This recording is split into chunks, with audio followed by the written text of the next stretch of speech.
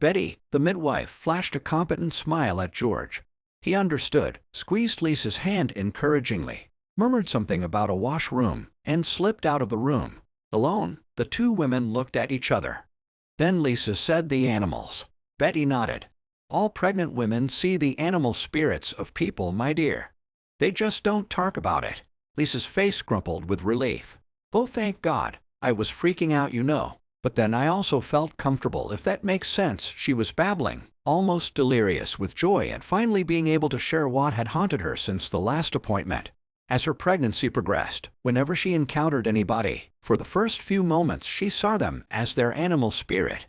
Then her rational brain would regain control, and she would see them in their normal human shape. Betty, knowing exactly what Lisa was going through, took her hand. "Don't worry, my dear. It's completely natural. And of course, George is such a sweetheart. I suppose you see him as a beagle." Lisa nodded. "Yes, and my mom is an older gorilla. And my dad is a walrus. But why? How? It happens around the first trimester, as you discovered. It's some sort of survival mechanism. Our hormones, who knows? But of course, we don't talk about it. Women have a hard enough time with pregnancies without adding this on to everything else going on. I mean, can you imagine?" Betty smiled deeply at Lisa, and Lisa felt a surge of emotion she couldn't name. And of course, it fades once you give birth.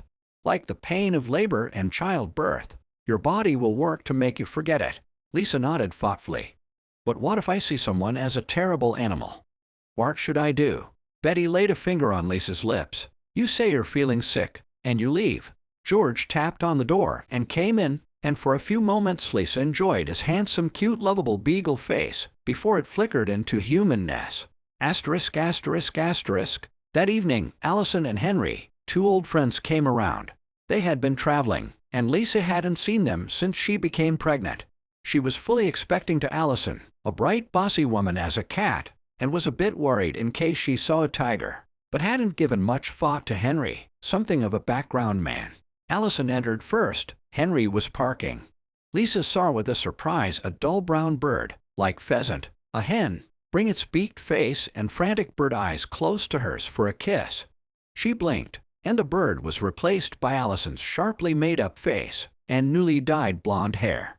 And then Lisa's heart skipped a beat, and a wave nausea hit her with such force that she doubled over. For greeting and congratulating George in the hallway was a large, horrible, glossy dolphin, opening and closing its wide-teeth mouth with glee, emitting sharp cackles.